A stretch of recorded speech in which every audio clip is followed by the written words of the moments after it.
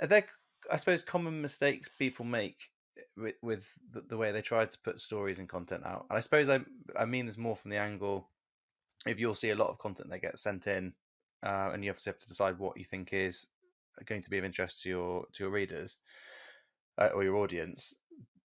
It, is are there common mistakes people make with the way they present information for it to be engaging enough in the first place? Yeah, I suppose just from a journalistic point of view or writing point of view, obviously a lot of the information we get is not in regional stories, it's press releases. That's Yeah, probably six. It's the output from companies who want publicity, and that 60% of your stuff comes from that. 20% comes from other sources, other third-party sources, but not companies. So maybe other media or a national newspaper's broken a story, and you've got something you could add to that, or you need to report on it because it's relevant to your readership who may not read that newspaper, and so on and so forth. And then the other 20% is sort of is original digging and that stuff. I think most people would admit that's the percentages, or those are the percentages. But and the mistake most people take with press releases and other material that they're given is they tend to take the spin that the person writing the press release has, and and it's not unusual in some areas of particularly trade media for press releases to be regurgitated verbatim, and it's rather depressing actually. But because the writer involved just either is too busy, too under resourced, or too bored by their own job to sit down. Because quite often I always say to our reporters and other people who want to be, or people who come to me and say they all want to be a journalist, is that quite often it's a running joke that quite often they'll put a quote from the chief executive at the end of the press release. He will then drop in a bomb at the end of the second paragraph of their quote, which is much more interesting than the rather dull stuff they put in. They're trying to get out at the top, which annoys the PR people intensely, but that's their fault for putting it in the end, putting it at the end of the quote. So all it just requires you to do is read the press release properly and go, is their angle actually the most interesting piece of information on this piece of paper or PDF? And is this what we should report? Well, if that was the case, because they've just launched a whole new business, that's fine. But it does annoy them when the chief executive says at the end of that, oh, by the way, our competitors' ones are rubbish, so we thought we'd launch a better one. And then you go, so you therefore have your new headline, which is, chief executive major estate agency says competitors are rubbish as he launches new business. Do you see what I mean? So a common mistake is to not rank the information you're sent, whether it's in a press release or an interview or whatever, and just not always take the line of the people who were feeding that information as being the correct line to take in the content or the story, whatever. Interesting. Okay, so as an editor, are there things that you see in terms of, I don't know, blog posts that get put out by different firms that it's all obviously all trying to generate interest around a topic?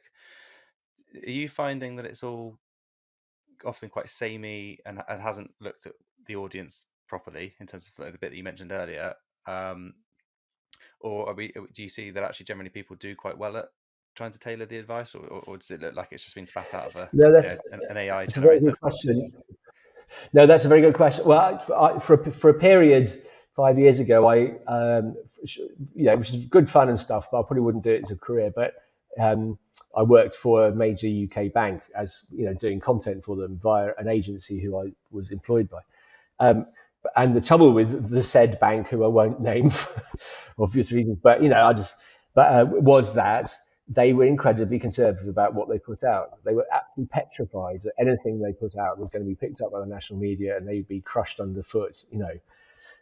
So consequently, all of their content was interesting and useful, but certainly had nothing really that picked up the general reader's interest. So they had to spend a lot of money delivering that information via social media, paid social media, and paid CRM marketing campaigns, which is true of estate agents as well. To try and get the cut through. The problem is that limited companies and corporations alike are understandably afraid of reputation damage from content that's a bit too fruity. And I get that. I've got no problem with that. It's not a bad thing. It's just fact of life. And I remember I helped out once with a South London estate agent who wanted some blogs written. And he was a sort of friend of mine, and still is. But he said, can you write some blogs for us and we'll pay you? I went, okay. And I suggested they do it. And I did write a piece about how the fact that most of their patch was absolutely teeming with celebrities. And they had sold several properties on behalf of celebrities and very successfully. And they were very happy with that. But the trouble is they wouldn't do it because they're going, oh no, but what happens if all of our celebrity clients take offence to the fact that we're sort of highlighting how we work for them? What would happen? Oh no, we'll lose oh no, we'll lose them as customers. They might complain, which is understandable. But that is a difference between content which is fine, content for a commercial company and content for a commercial journalism output. Is the two are very adrift when it comes to reputation, because unless other than being sued, no newspaper has any reputation to defend really, because you're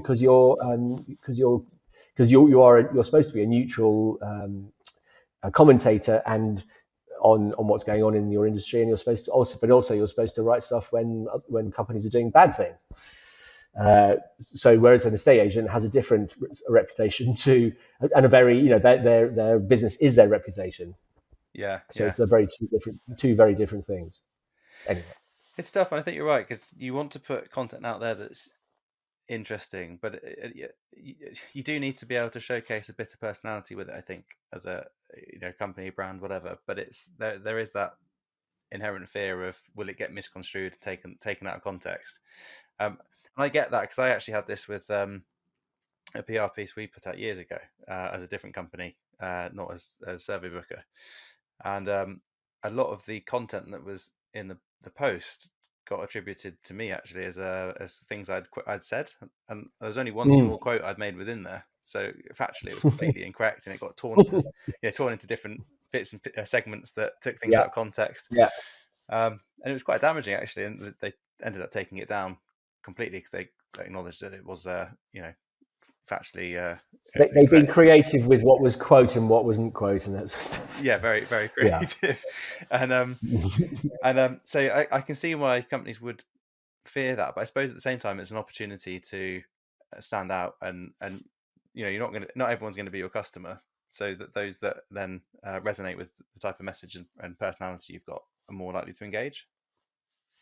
Well, actually, the liveliest amongst all of this are the conveyancers, and so conveyancers have this reputation for they are legal professionals, so they're respected, and quite often there's two things which exercise them. One is government in lack of action in their industry to make it better, and also the other one is that they like to moan about estate agents who make a mess of they claim make a mess of their their sales and stuff. Their pipeline, and this sort of thing. And during COVID, there was a lot of sort of bomb lobbing over the wall by both sides, because they were getting frustrated by the slow pace of sales during COVID. But conveyancers are quite good at doing that sort of output and that sort of content, because everyone respects them because they don't have a reputation problem.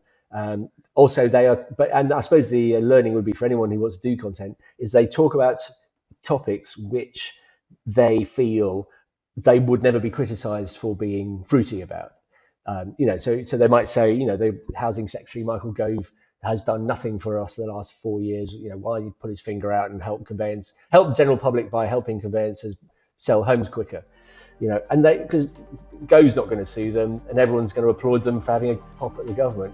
You see what I mean? So that as long as you pick your subjects carefully, whereas celebrity is a much more dangerous area, because celebrities are incredibly sensitive people about their own private lives and their own houses and where they live and who lives near them and who sells their homes.